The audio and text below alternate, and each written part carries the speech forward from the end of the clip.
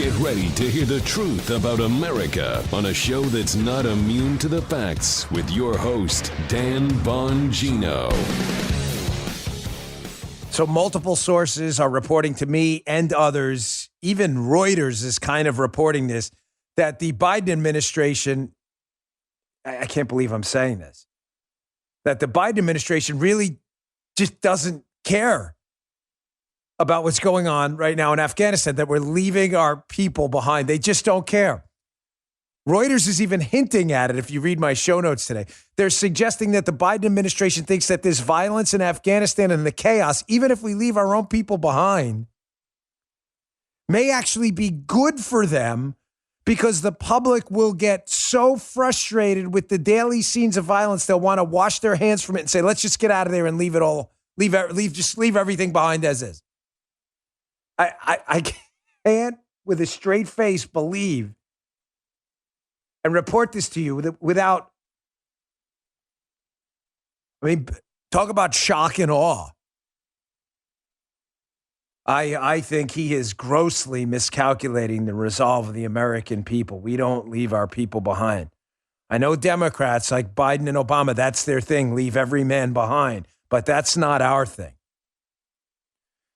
We've got a lot to get to today. We got our questions at the end as well. And 3 questions in the beginning we still haven't had answered that are important. Hey, protect your digital rights today. Get a VPN.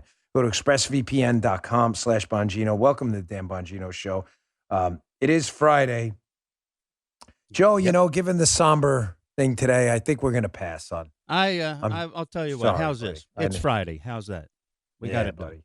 Yeah, we need your. Yeah, I appreciate that. Joe's also dealing with a lot too. So ordinarily we don't do that. We made a point even through the worst of times, but this is just, this is just rough. And Joe's got a lot going on.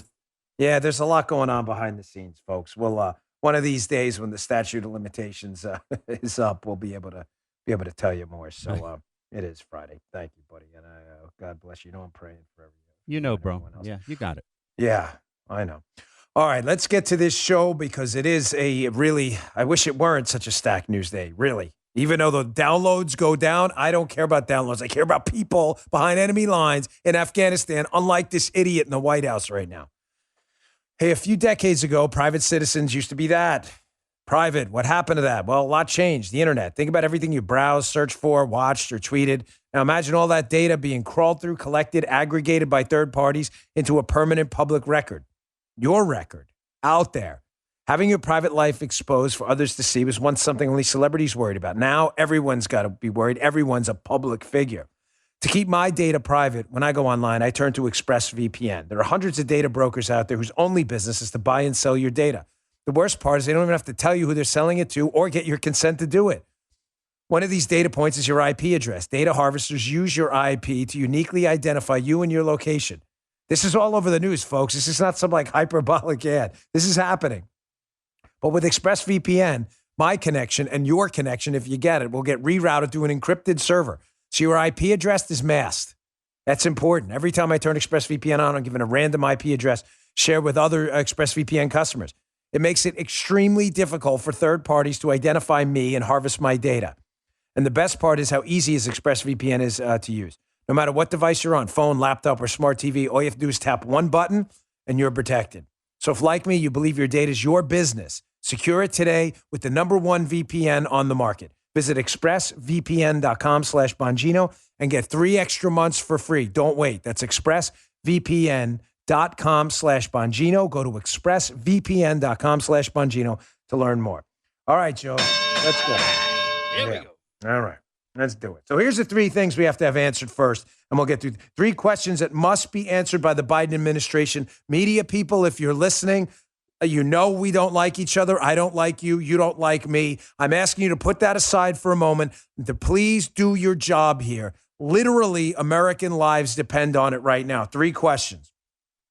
Why did we leave Bagram? No one has given a satisfactory answer yet. Bagram Air Base was a secure military air base about an hour and a half drive, about a 20-minute helo flight outside of Kabul. It was secure. We owned it. We had the assets. We had the weapons. We had the experience to secure it. It has 2 runways, 2. Karzai Airport in Bagram, in a city we can't defend, obviously, anymore, has won. Why did we abandon Bagram? The administration's answers are all over the map. The real answer, because they're idiots, and the Biden administration didn't care. The answer they're giving now is, well, we felt if we evacuated our personnel out of Kabul, out of the embassy, brought them to Bagram, secured Bagram, and got our people out, that people would start to panic as we left. Have you seen what's going on the ground now? So rather than doing the tactically, strategically efficient and sound thing, taking our people out of an unsecure embassy and an unsecure downtown Kabul because of the terrain features, buildings, a large population, and taking them to a very low population, not surrounded by buildings, advantageous terrain features, Bagram Air Base, because you didn't want people to think you were leaving. You just left Bagram and left the people in Kabul on their own. I'm just checking. That's the best. You thought that through? That's the best answer you've got. Question number 2. Why was the Crisis and Contingency Response Bureau dismantled? Not funded. I don't care what euphemisms you use. The Trump administration put together this CCR, this Crisis Response Bureau, whose purpose in the State Department was to assist in the evacuation and NEOs, non-combatant evacuation operations. It was alleged by a caller to my radio show on Tuesday that unit was dismantled months ago because the State Department knew they were going to hastily withdraw from Afghanistan, knew there would be a crisis, and didn't want to have a unit on standby to stop the crisis they caused, because then they'd get nailed for not having them deploy, so they disbanded the unit. I want to know. I want answers. I want an investigation. I want emails, communications, everything. Third question. Why are we not going into Kabul and getting our people? There is no excuse. I'll get to that more in a minute. There's no excuse. The French are doing it. The UK is doing it. There is no reason to leave our people stranded behind enemy lines. And please stop with the nonsense that the Taliban's cooperating. They are beating the hell out of people at checkpoints and stealing their passports. Please stop lying. Please. I'm begging you to stop lying. You can resume lying after we get our people out, and you will. I get that. And the media will cover for you. Now, media, please do your job. And to the Biden administration, please stop lying. Even Peggy Noonan, who's turned into the most anti-Trump, can't stand him, almost at the point where she's fully aligned with the mainstream Democrats now. Peggy Noonan at the Wall Street Journal, of all people, has admitted the Biden administration has totally collapsed, and it's time for them to come out and say, we screwed up and let's fix this. She brings up an excellent example of Dunkirk. How Dunkirk, the evacuation at Dunkirk, was a total strategic loss for the UK, for the British. Total loss. Yet Churchill and them turned it into a victory for them, at least a messaging victory, by successfully evacuating their people with an armada of ships that came over. Personal, public government. Peggy Noonan makes the point, Joe, you screwed up. Say you screwed up. Get our people out. And in the end, people won't care about what the narrative is. They'll remember us getting our people out. You know what, ladies and gentlemen? I don't care about the messaging victory for anyone. I care about our people, and I know you do too. Do the right thing. This administration, I know it's hard for you to do that. Almost incapable. Do the right thing. So the Biden narrative now is exploding too. The narrative they've had for the entire time, because they cannot admit their mistakes, is, hey, we didn't know any of this was going to happen. Their narrative is, we did it. We weren't sure. We weren't warned. We thought we'd get out of there. The Taliban would let us go. The army would hold, the Afghan army, that is, the Afghan National Military, to be precise. Now we know yesterday, explosive new release by Vivian Salam at the Wall Street Journal. We know all of that now is totally untrue. This has been verified by multiple media outlets.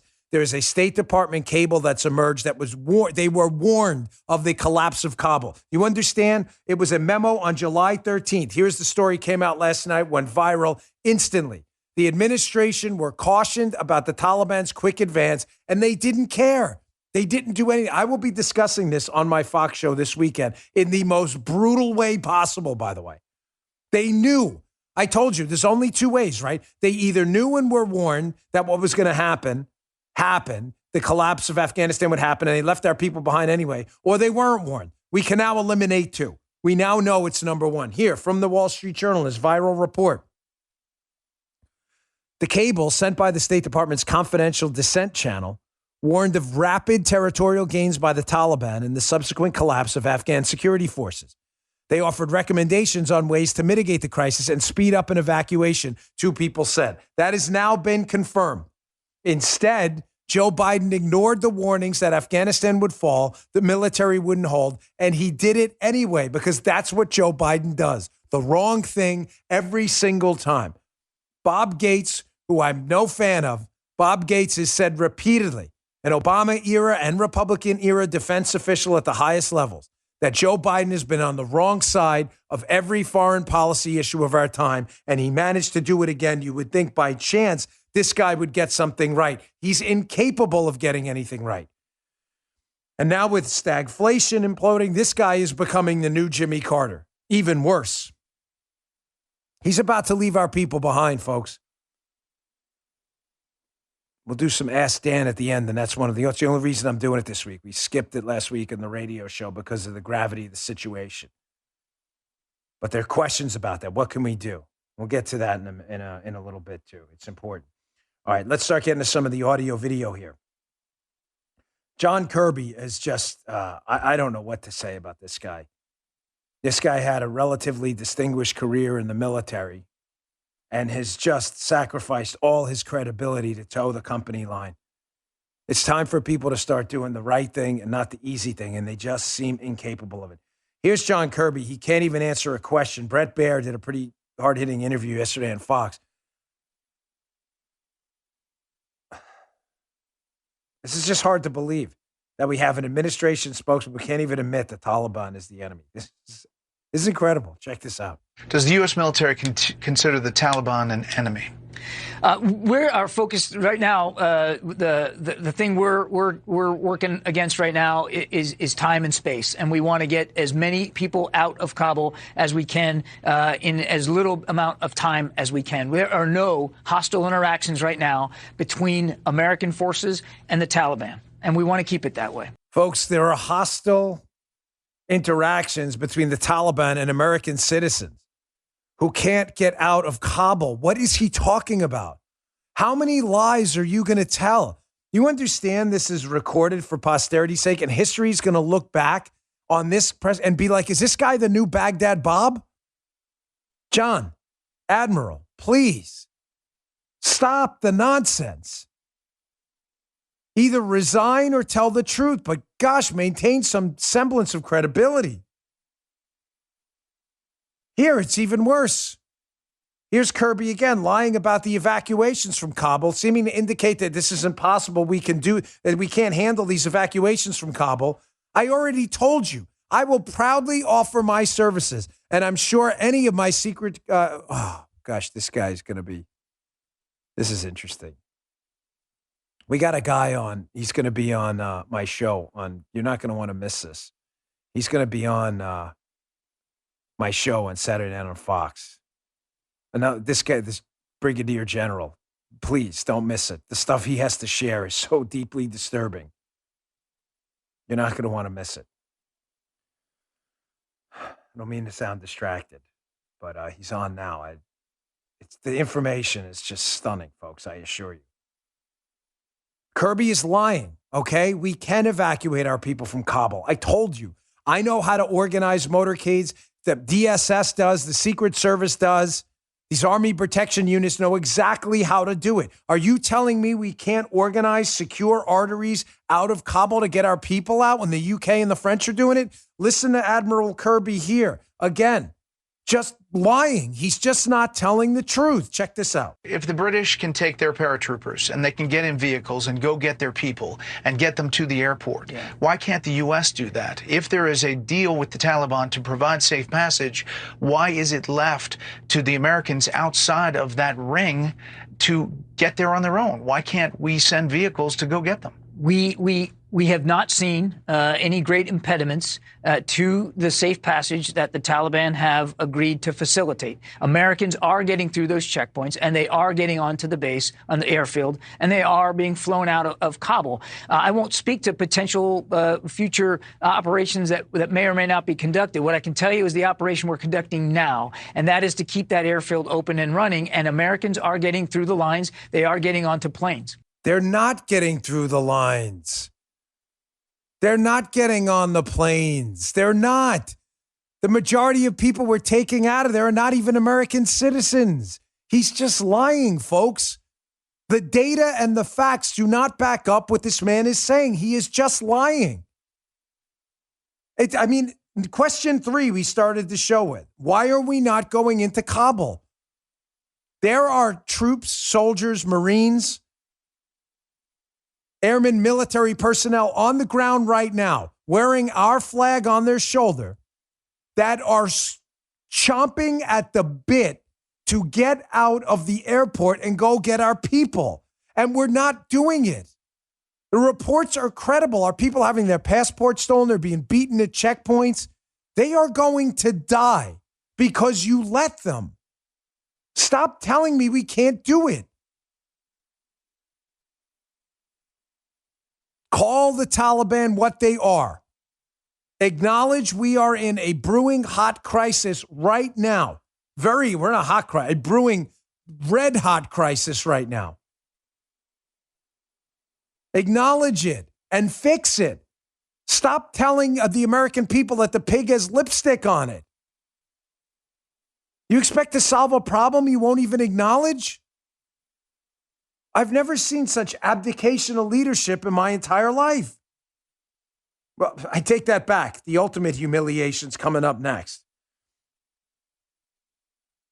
Story gets worse. Some of this stuff is so hard to believe that it's happening. You're really going to scratch your head in disbelief that I'm reading you the headlines I'm reading you. Let me get to my second sponsor here. Take a quick break. It's important. Again, my sponsors want to talk to you. I appreciate them keeping the show free for you. So thank you for your patience, but it's important. iTarget. We always get a ton of great feedback about this. Listen, you got to practice with your firearm. It's as simple as that. You got to practice your grip, sight alignment, your sight picture. All of that stuff matters. Well, it's hard to practice sometimes. It's hard to get to the range. Ammo's getting expensive. So I found a cost-effective, safe, and simple way to practice, iTarget. iTarget was invented to give law-abiding gun owners a better way to train in the safety and privacy of their own home. You don't have to make it to the range. You don't have to buy any ammo. Here's how it works. iTarget, they'll send you a laser round, which you drop into your safely unloaded firearm. It obviously emits a laser when you depress the trigger on your firearm. No manipulations necessary. You don't have to buy a different barrel or anything like that. Also, what you do is you download iTarget's proprietary app, you load the laser round on the firearm, and you just start training. You can see where the rounds would have landed on the target. Try fire training with the laser round will help you develop muscle memory, your target reaction speed, your sight alignment, trigger function, where to put the trigger on the finger pad, and more. These are all important, critical tools. iTarget Pro comes in all the major calibers, including .223 for your AR, so you can stay sharp with almost any firearm. Go to itargetpro.com and save 10%, plus get free shipping with the offer code DAN, D-A-N, my first name. Folks, it's the smartest way for you to practice and stay sharp. It pays for itself in one day. The feedback we get on this product, I've said forever, is incredible. People can't put it down.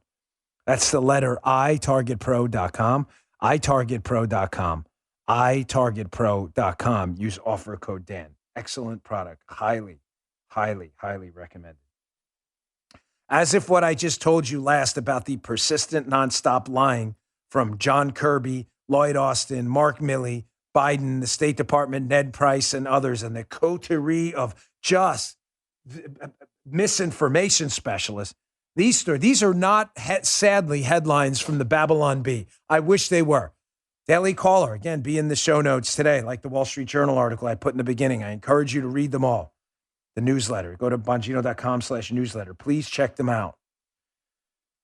I believe this headline is just stunning. Biden administration continues to tell fleeing Americans to pay their way out of Afghanistan hours after telling the press otherwise. Andrew Kerr, the Daily Caller. Now, of course, because we do actual news here, unlike journalists, the story is accurate. people, American citizens leaving Afghanistan were told they were going to be, there was a promissory note of $2,000 for the flight. They were going to charge them for the flight out of the war zone the Biden administration caused. And if they didn't pay it, passport renewal and other things could be held up. Now, the Biden administration and the State Department are saying, no, we're going to waive that fee. Daily Caller seems to have information otherwise. I just want to know whose idea was this? Who sat in a room and made the decision to notify Americans getting aboard flights to save their lives out of a war zone Joe Biden unquestionably caused? Unquestionably caused. Whose idea was it to tell them, by the way, this is going to cost you 2 G's? Who thought of that? Because whoever thought of that, to the supervisor of that person, fire that person immediately. And then the supervisor, you should resign too. Take some responsibility, lead from the front. You want to talk about the ultimate humiliation? Here's another one, even beyond humiliation. This is just strategically and tactically deadly. Epic times. U.S. Black Hawk helicopters captured by the Taliban. We told you. Did I not tell you? I told you on the Monday show, right? My source, who had people on the ground early, told you that this was the big problem, these Black Hawk helicopters we left behind. Senators are horrified and they're demanding an audit of the DOD. My sources don't let you down. Here's another part. It's not just the Black Hawks. Folks, we left behind 600,000 weapons too. Weapons. M4s, weapons platforms, mortars. One of my sources are telling me one of the biggest problems that we left behind, in addition to the weapons and the Black Hawk helicopters and the thousands of Humvees. Got a guy on about that on my Fox show too this weekend, which should be fascinating. One of the other problems is we left behind tons of night vision. Folks, I said to you a long time ago, one of the greatest strategic advantages of our tactical law enforcement and military teams out there is we absolutely own the night. It's very hard to fight at night. Very hard to fight at night. Why? Sorry to be so obvious, but there are liberals listening. Because you can't see at night. We are not nocturnal beings. We use vision, not radar. We don't echolocate like bats. We use vision. Our vision requires color discrimination and light. Rhodopsin and all these eye pigments. That's what we do. We process light. When there is no light, there's nothing to process. So night vision, which works, and when you get used to it, it took me a long time in the Secret Service to get used to looking through night vision goggles. It's not easy. But when you get used to it, it's like fighting in the day. Just everything is green. People's eyeballs light up. You can see people pretty quick. It takes a little bit of time to get used to it. But as an old Marine pilot of a helicopter who was a guy I used to work with in my prior line of work told me, once you get used to it, it's almost hard to fight in the day anymore. You get so used to night vision. When you own the night, it is such an incredible tactical advantage that it's hard for an enemy to overcome, even if they have incredible numbers. Nighttime induces panic. You see that if something happens at night and stuff gets hot. Nighttime and the lack of the ability to see induces panic. Always reminds me of that scene in Silence of the Lambs, Clarice at the end, when the killer turns the lights out in the basement.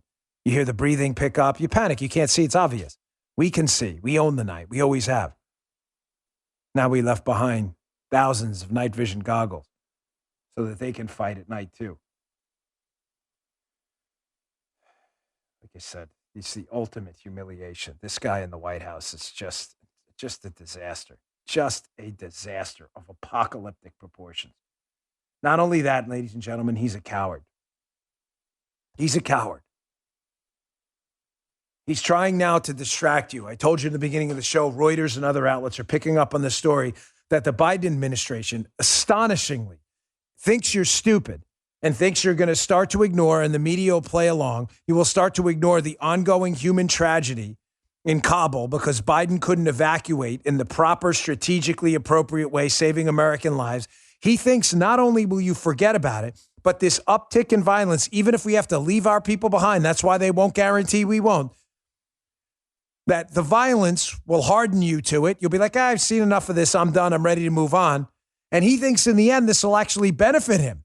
And that people say, see, that place is ungovernable. We lost all of our people. It's bad. We're glad we pulled out and we did. I'm not kidding. This is getting mainstream coverage. I'm not making this up. So he's hoping to ride the media cycle out till the narrative changes, and he's doing his best to change it himself. Here, Wall Street Journal piece. Biden's masked COVID fight.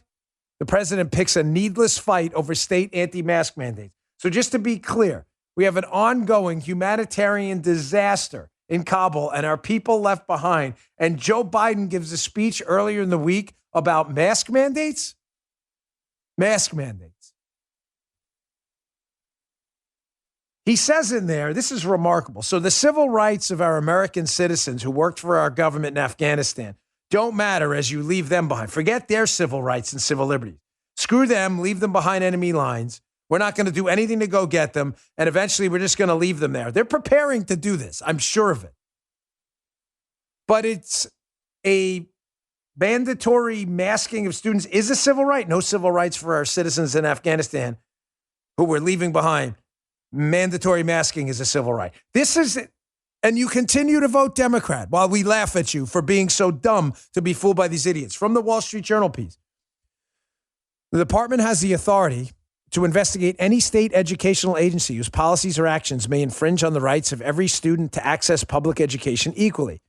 Our Education Secretary Cardona warned in a blog post. The Journal says, try to wrap your head around that one. Compulsory mask wearing is now a civil right, but access to in-person classroom instruction isn't. Ladies and gentlemen, again, 2022 cannot come fast enough. I am not telling you that Republicans are the answers to your problems. I am not. Are we clear? Why are you telling us to vote, Dan? Because I'm telling you the cause of all your problems are clearly the Democrats. And if I'll take death by chainsaw or death by gunshot, I'll take death by gunshot. Chainsaw sounds really bad.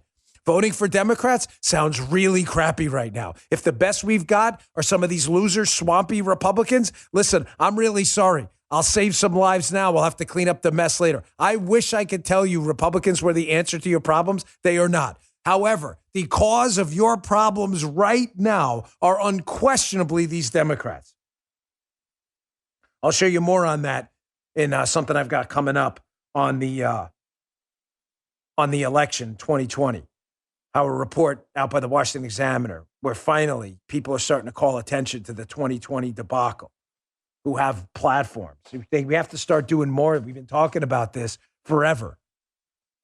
It's embarrassing how some of these other outlets just avoid the topic. All right, let me get to my third sponsor, and I want to get to a video first. It is a hat tip, Adam Carolla and the Adam Carolla podcast. It's from 2013, but it's relevant right now because it's the hapless governor of California. He was the lieutenant governor at the time. It's 2 minutes, so it's long, but it's Gavin Newsom getting annihilated by Adam Carolla in such glorious fashion you may never forget. We're going to play the whole thing, so don't go anywhere. Hey, today's show also brought to you by our friends at Helix Sleep. They have a quiz that takes just 2 minutes to complete. It matches your body type and sleep preferences to the perfect mattress for you. We love Helix. Why? Because, I have a tough time sleeping sometimes. I'm whining about it all the time. Helix has made it easier. I've had to make a lot of manipulations in my life. Sheets, glasses, mattresses, seriously. And one of the best things to do is not to buy a mattress made for someone else. With Helix, get a mattress you know will be perfect for the way you sleep. Well, how do they do it? Well, they have a 2-minute sleep quiz, and you can pick from several mattresses. They have soft, medium, and firm. Mattress is great for cooling you down if you sleep hot. Even a Helix Plus mattress for plus-size sleepers. I took the Helix quiz. I was matched with the Midnight Luxe mattress because I wanted something that felt firm. Since I sleep on my side, I like a little more support for my shoulder. I don't like sinking in. Some do. That's what's great about Helix. Your call. It's been awesome getting the videos from some of you who received your Helix mattress and love it. We appreciate it. With Helix, the mattress comes right to your door, shipped for free. You don't ever need to go to a mattress store again. They have a 10-year warranty. You get to try it out for 100 nights, sleep trial, risk-free. They'll even pick it up for you if you don't love it. You will. Helix was awarded the #1 best overall mattress pick of 2020 by GQ and Wired Magazine. Helix also offers exclusive discounts for military, first responders, teachers, and students. Helix is offering up to $200 off all mattress orders and 2 free pillows for our listeners. Go to helix.com/Dan today. That's HELIX sleep.com/Dan. Helix sleep.com/Dan. Go today. Get the 2 free pillows too. All right, by the way, speaking of teachers, just a side note, I don't have it in the show today, but Did you see that video of that teacher? Was it out in Utah? Just losing her mind. Your parents are idiots. What, Lou? You saw that, Joe? You're such losers. You watch Fox News. Trump is a moron, a literal moron. Well, obviously not a bigger moron than you. So that lady's in a lot of trouble.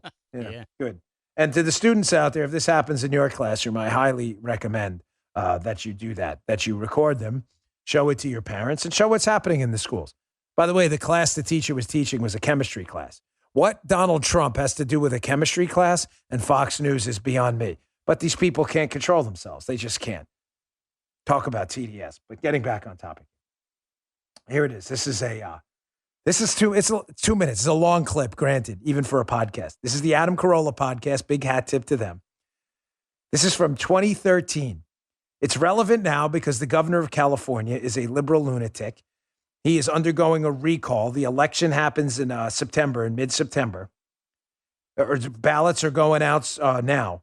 And I want you to be crystal clear in California. If you can get this guy out of office, and whoever you vote for on the Republican side, Kevin, Larry, I don't care. That's your business. Whoever you vote for, but just do not vote for. It goes back to my point. The Republicans may not be the solution to all your problems, but Gavin Newsom is most certainly the cause of all your problems. Not only that, he's another coward. He refuses to debate because Gavin Newsom, for all his, coiffed hair and nice suits and whatever, is really just like every other liberal and is a liar and a fraud. He just makes stuff up as he goes along, and he knows what he's saying is stupid. And when he's challenged by someone with a superior intellect like Adam Carolla, he folds like a cheap suit. This is the two of the most glorious minutes you'll see in your life. I don't know how I hadn't seen this before, but you're going to see it now. Check this out. Half of African Americans in the state of California, roughly half of Latino families, have no access to a checking account or an ATM. Things we take for granted. They don't have a checking account. What's wrong with them? And well, because they don't have the resources to sock those things away. Why do we have them? A lot of different reasons, but roughly half those families don't. Why do Armenians have them? But where they end up is in check cashing places. But I want to know why those groups. Why those two groups don't have access? Well, a lot of. Just happens to be that. We can so talk they're about flawed? This. No, they're hardly flawed, but they're struggling. Genetically Folks are making flawed. their word. Hardly, not absolutely. But okay, not. Do Asians have this problem? I mean, a lot of communities have. A lot of whites have these problems. Oh, but so that's not just black and Hispanic. No, but why did you bring up black and Hispanic? Because the magnitude is ominous. But why so many of them? It just happens to be the magnitude. That's the way God planned it? Not at all. Well, what happened to them? There are a lot of issues, and that the communities are struggling. A lot why of new are they immigrants. Struggling? A lot of different reasons. Lack Hispanics of opportunity. Have been here. Blacks have been here longer than we've been here. Well, we can surmise. What about Asians? They were put in internment camps. Yeah, in fact, it all initiated out of San Francisco. And the Chinese Exclusion Act came out of progressive San Francisco. Are they the check cashing places? A lot of Asians certainly do. Oh, so why don't you conclude them? The only reason why is the magnitude. Of there's the problem, so many more. The magnitude in percentage. But there's no way to figure out how that happened. We could talk about it. You know what I'm dealing with? I don't want to have a sociological debate. Sure, why would you? No, here's why. Why would you want to do that? Because the person from the Times wouldn't write good things about you if you did that. No, that's not the case. Because I want to deal with reality. No. You want to deal with reality. I want to deal with the reality of people that are struggling. People are suffering. I want to deal with the problems in a pragmatic way. Why are they struggling and suffering? I don't want an idea. We can hold hands and surmise about all these underlying reasons. I don't want to do that. I want to know why they're struggling. Why are they struggling? A lot of folks are struggling because they can't find jobs. Why blacks and because Hispanics? They're working. Why blacks and Hispanics? Across the board, all socioeconomic. Okay, so everybody's struggling. So Asians are suffering just as much as blacks. The face of welfare is not an African American family. So it's Asian, Jewish, it's all of them. Caucasian. It's a lot of folks we're all in society. Struggling. A lot of folks are struggling. Okay. Gabe, is that worth it? Joe, is that worth every 2 minutes is long. 2 minutes for him. That's a big cut. That was good. 2 minutes and it's actually 2 minutes and 12 seconds, I think. That is that may be one of the longest cuts we've ever played. That may be up there with the UFO cut. It is, right? I think the so. The longest one, yeah. But I tried to think of a point during that where I could cut it to make it shorter. And I'm like, then we cut it like to a minute and get, no. I'm like, the audience deserves to see every single glorious second of that because it sums up liberals in what one hat tip Adam Carolla again for not letting this goofball off the hook. That was in 2013, just to be clear. But it doesn't matter. Gavin Newsom hasn't changed. In the nearly 10 years that are about to pass. He hasn't changed at all. He's still the same. He's still a liberal who talks in emotion-based talking points, identity politics talking points to divide America. Yet when he's called out, well, why is that? Why is it that black Americans can't get a checking account? Why is that? He doesn't want to answer the questions because well, let me ask you in the listening audience, why does Gavin Newsom not want to answer that question? Because Gavin Newsom isn't dumb. He's not. He's a manipulator and a liar. And Gavin Newsom knows full well the reasons we see disparities amongst blacks as Adam Carolla pins him in the corner amongst black voters and Hispanic voters has nothing to do with genetics, has nothing to do with any kind of inferiority or anything like that. These are human beings just like us. We share the same genes, the same general gene template. There's nothing different about black or Hispanic Americans. Nothing. What melanin content to your skin has nothing to do with anything. What Gavin Newsom doesn't want to admit is the reason for the disparity he's citing, checking accounts, whatever, educational attainment, is precisely because of Democrats. Don't you find it odd? Everywhere Democrats are in charge, black and Hispanic voters are in wildly disparate situations, inferior housing, inferior education, inferior healthcare, inferior access to the financial system. Don't you find that odd that the correlation is nearly 100%? When you look at pockets of black voters and pockets of Democrat monopolies on politics and power, the correlation is 100% between minority disparities and Democrat leadership. Carolla doesn't let him off the hook, and he refuses to admit it. Why? Why not Asians? Why not? I don't get it. Why just black voters? Because they live in areas controlled by Democrats. That's why. The breaking up of the black family through excessive liberal government social intervention into the family. Telling black families they can rely on government. And it's a better path than entrepreneurship and freedom. That's why. There's nothing different about black families and Hispanic families. And that's what Carolla is trying to hammer them on. What are you saying? So black people can't get access to checking? Why? Why? Please explain that. I've asked that. I got into a true story when I was hosting on WMAL. Now, ironically, we're on MAL every day. It's one of our radio stations. But when I used to host a weekend show on WMAL, I had a caller call in. A radical, angry, disgusting liberal called in to debate me on school choice and claimed I constantly tried to pin this caller down. Why is it that black parents shouldn't be able to choose where their kids go to school and why they on average, they do worse in minority communities and schools than largely white middle-class neighborhoods? What is it? Explain. And she finally at the end, was it she or he? I don't remember. But at the end, gave the these people line. You know the these people line? Talking about blacks? These people don't know any better. I go, oh, there we go. There we go. The these people line. The these people line. Who are these people? Hung up the phone after that instantly. Liberals are racist. They're racist. They're total racists. They just are, these people. They don't know better. We need the government to teach them how to be prosperous. You do? Why does anyone else need that? Right, defund the police. Yeah, good point. Who does defund the police? Of course, it hurts the black and Hispanic community where Democrats have ruined neighborhoods and crime runs rampant. That's why. Right. The vaccine pass, that's another one. Bill de Blasio, vaccine pass. Large numbers of black Americans have chosen through their own free will not to get the vaccine. So now they're not allowed to eat in restaurants. The new Jim Crow. It's a new Jim. That's an actual Jim Crow. Show us your papers or you can't come in. These people are incredible. They're such racists. Again, that's 2013. But please, if you wouldn't mind, spread that clip around. Spread it around. Adam Carolla did the nation a service here. Oh my gosh, this guy's on. I can't stand. What's this guy's name? Sorry, my fuck's on in the background. This joker's. Yeah. Yeah, sometimes they get these liberal guests. They talk themselves in a box. I enjoy watching. All right, I got another video coming up. Yeah, let's just do it right now because I want to get to the questions. Hey, our hero of the week, we usually do it at the end of the show, but I want to do this now. This is very inspirational. This goes on for about 2 minutes, but I had to cut this down a little bit just because I don't like playing really long videos back to back. But I believe the man's name is Derek Wilburn. I've been doing some homework. I may be wrong. Colorado Springs parent. He gets up in front of the school board. Folks, we are winning. We are causing real damage to these race hustlers like Gavin Newsom and others trying to teach our kids critical racism theory, trying to teach our kids to be racist, judge people by the color of their skin, which is the definition of racism. That's what critical racism theory is. It is racist. If you support it, you're a racist. You're not a soft racist. You're a hard racist. That's not open for debate. Take your crap somewhere else and whine somewhere else. If you support CRT, you're a racist. I'm not going to listen to your show. You call me racist. Please don't listen. You're a loser. Get off my show. If you support CRT, you are a racist. I don't want you here. I don't care. Beat it. Get lost. I read your emails. Well, critical, we should entertain it at least. I'm offended at the way. I don't care. Go find a different show where idiots congregate, not here. You are a racist if you support CRT. End of story. I'm not kidding. I get these emails. Here's our hero of the week. Again, I'm not sure. I think his name is Derek Wilburn. I was trying to do some research on it, but we were kind of crunched for time this morning.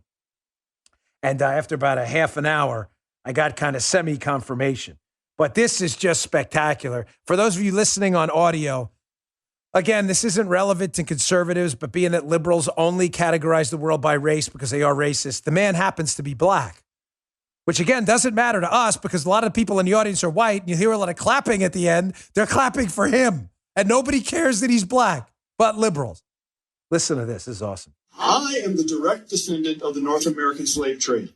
Both my parents are black. All 4 of my grandparents are black. All 8 of my great-great-grandparents. All 16 of my great-greats.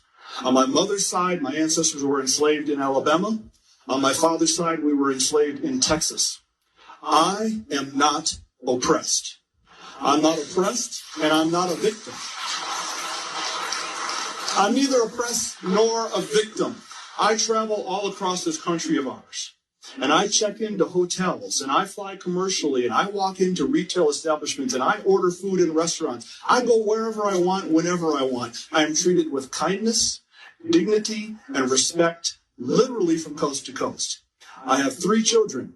They are not oppressed either, although they are victims. I've taught my children they are victims of 3 things: their own ignorance, their own laziness, and their own poor decision-making. That is all. My children, we are not victims of America. We are not victims of some unseen 190-year-old force that kind of floats around in the ether. Putting critical race theory into our classrooms is taking our nation in the wrong direction. Racism in America would by and large be dead today if it were not for certain people and institutions keeping it on life support. And sadly... Take a bow, sir. You deserve it. Thank you for the service you and the many other thousands of parents around the nation who've decided to do and not talk and showed up at these school board meetings just like this fine gentleman did. Take a bow. Thank you for your service to this country. You are doing this country a great service, whether you know it or not. This is why, despite all the bad news going on right now, folks, not just telling you this because it's Friday and a weekend's coming up and I want to leave you in a bad mood. I'm telling you, we are soon to hit the bottom and the upside to fixing this, reforming our public education system, getting rid of the far left Democrats for decades and generations like we did during the Reagan era, rendering them almost moot in the public conversation. It's around the corner. I'm telling you, it's around the corner. I'm not being a unrealistic optimist. I'm sure of it. I am sure of it. History always comes in cycles. These natural vicissitudes, the ups, the downs, the troughs, the high points, where the bottom is near. I promise you.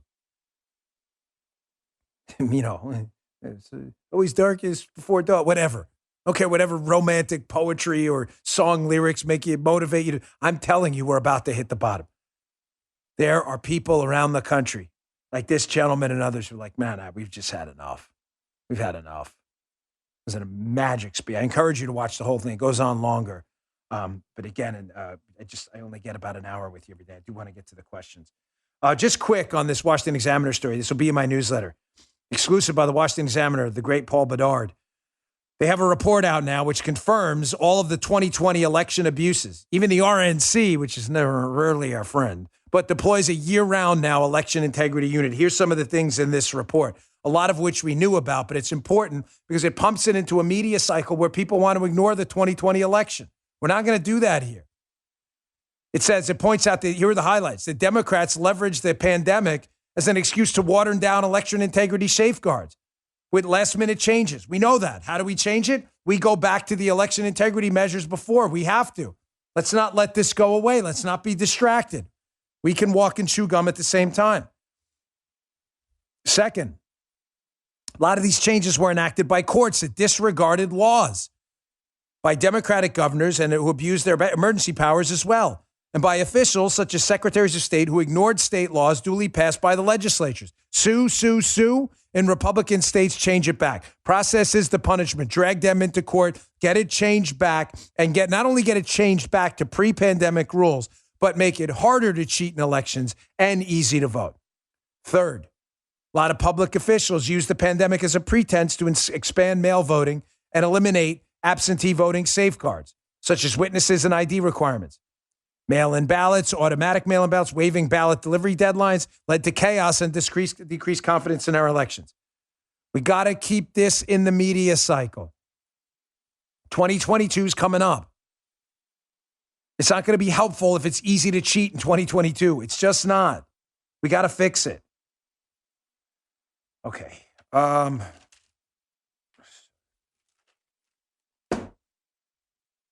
do we got next? Rock Auto. All right, then we'll get to questions. Important stuff today. All right, Rock Auto, Joe's favorite sponsor. Armacost loves Rock Autos. Loved them for a long time. Why? Joe's a little bit of a mechanic. Joe's got a lot of skills. Musician, mechanic. Got some good parenting skills, too, as I can attest to today. On a more important note. You do. You should be very proud.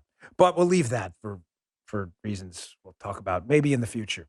So, chain stores, they have different price tiers for professional mechanics and do-it-yourselfers. RockAuto.com's prices are the same for everyone. They're all reliably low. RockAuto.com always, always offers the lowest prices possible. They don't change prices based on what the market will bear. You know, like airlines do, they don't do that. RockAuto.com is for everyone. It doesn't require membership or some fancy account login, nothing. You just go to RockAuto.com. They're a family business, by the way. I've met them. I've spoken to them. Really good people. They've been serving auto parts customers online for 20 years. Go to rockauto.com to shop for auto and body parts from hundreds of manufacturers. They have everything from engine control modules, the carpet for your car, tail lamps, motor oil, transmission fluid, brake pads, rotors. What do you want? You want it for your classic car? Your daily driver? Doesn't matter. They have it all. Get everything you need in a few easy clicks. Comes right to your door. The rockauto.com catalog's unique and super easy to navigate. I do it. I'm not the most tech-savvy cat out there. Quickly see all the parts available for your vehicle and choose the brand, specs, and prices you prefer. Best of all, the prices at rockauto.com are always reliably low. And they're the same for the pros and do-it-yourselfers. Don't spend up to twice as much for the same parts. Go to rockauto.com right now. See all the parts available for your car or truck. Just do us one small favor. There's a box on the website. It says, "How did you hear about us?" Just write my last name in there, Bongino, so they know we sent you. We really appreciate it. Amazing selection, reliably low prices, all the parts your car will ever need. RockAuto.com, RockAuto.com. Okay, let's get to our Questions with Dan segment. We do this every Friday. Again, if you would like to submit a question, please go to my Rumble account, rumble.com/Bongino. It's all free. It's the free speech alternative to YouTube, which has been exploding. Our traffic is through the roof. I am an investor, as you know. And just submit a question under any video. You'll see all our podcast videos there. Just write a question. You can even write, "Hey, Guy," G-U-I. Guy reads all the questions. So here are the ones we get to today. "Hey, Dan," this is from Paige Camp. "I have a question. I don't know why more people aren't asking it. Why did we leave the weapons behind?" Well, we discussed this in the show. We have been talking about it, as you know. You obviously listened to the show. Why aren't others talking about it more? I don't know. I know I've seen it on Fox. I've seen it on Newsmax, on OAN. Seen it covered a little bit on CNN too. But this is a huge story. 600,000 weapons, thousands of Humvees, Black Hawks, drones, night vision, TAC vests. Yeah, this is a real problem. Why did it happen? Well, from what I'm hearing from sources, there was a last-minute attempt to fortify the Afghan national military.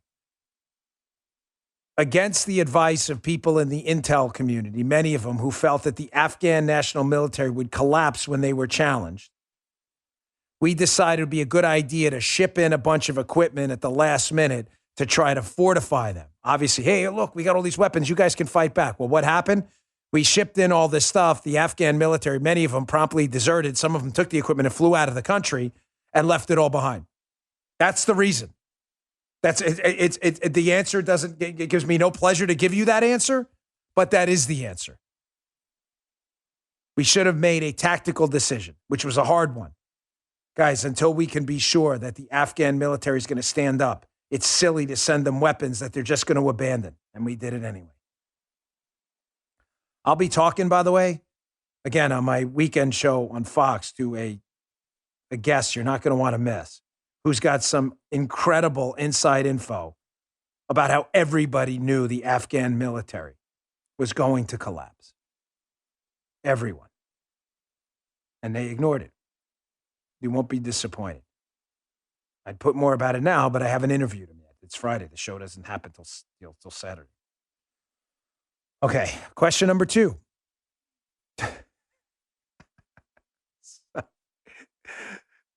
You miss Justin, don't you?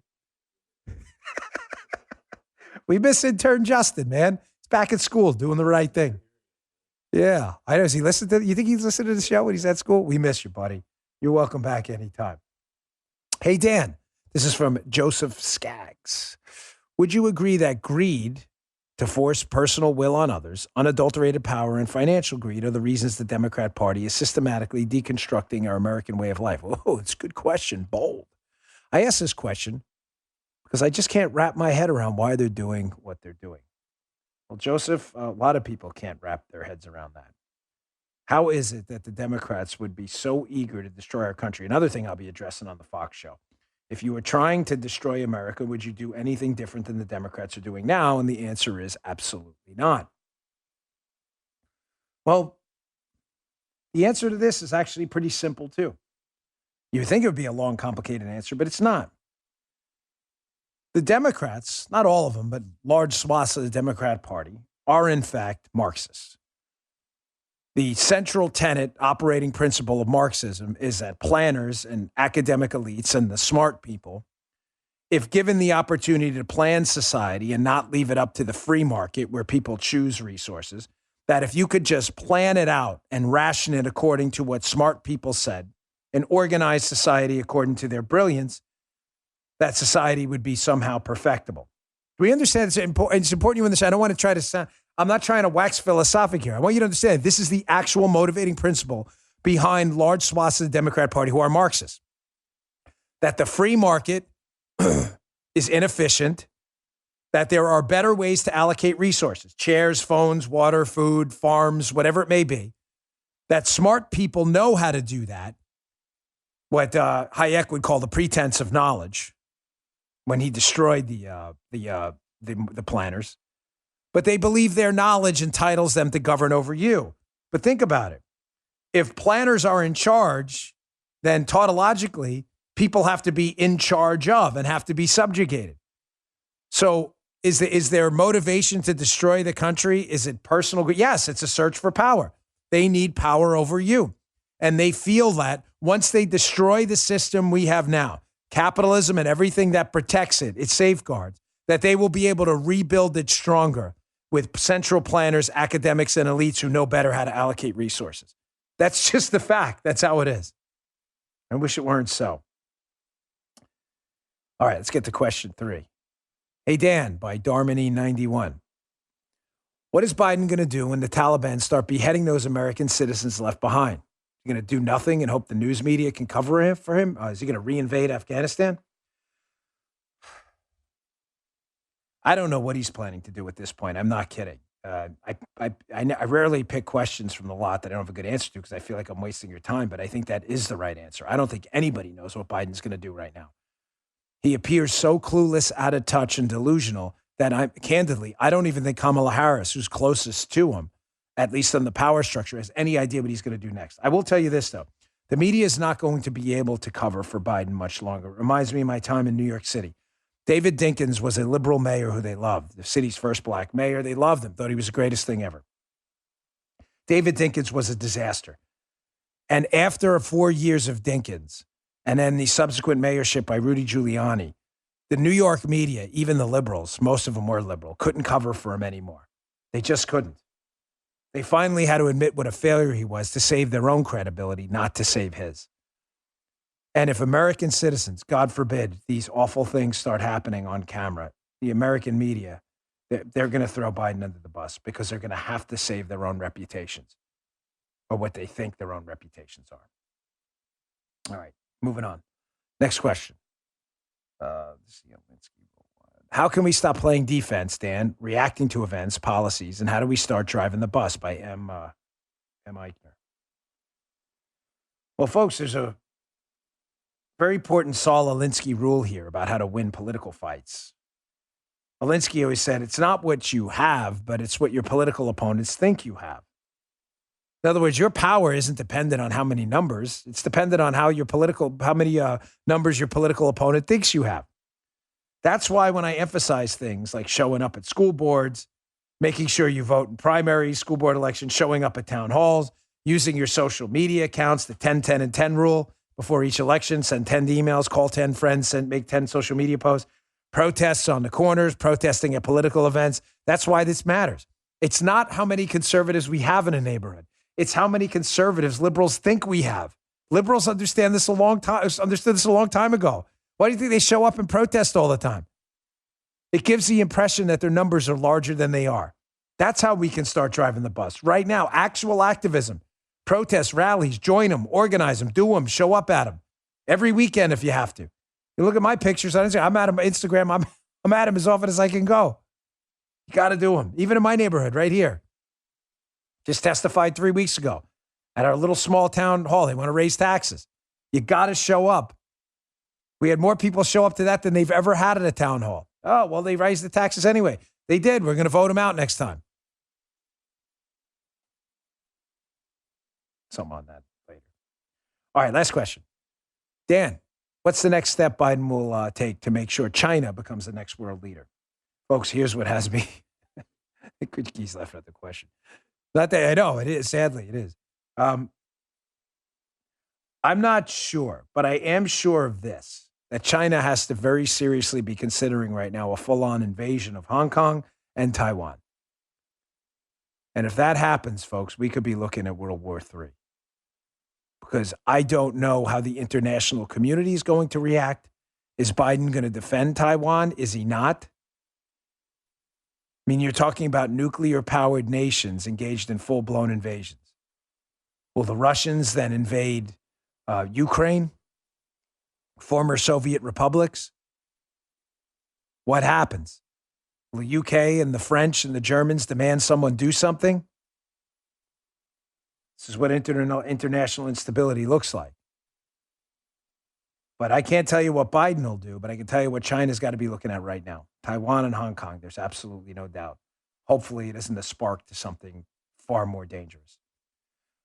All right, folks, thanks again for tuning in. Please don't miss my Fox show. Thank you for making it one of the most successful shows on the platform. We really appreciate it. It's called Unfiltered. It's on tomorrow, Saturday, 10 p.m. Eastern time. If you can't watch it, set your DVR. You're not going to want to miss it. The monologue is going to be Take No Prisoners. One of our guests, I think, is going to blow your mind. So please check it out. Tomorrow night, 10 o'clock Eastern time. I will see you all next week on Tuesday. I have to do something on Monday, so I appreciate your patience with that. So I will see you all on Tuesday. Good day, sir. There's nothing controversial about the American flag or the national anthem. Those stars and stripes, they're gorgeous. And the reason they're special, the reason they're amazing, is because it's a beacon of freedom.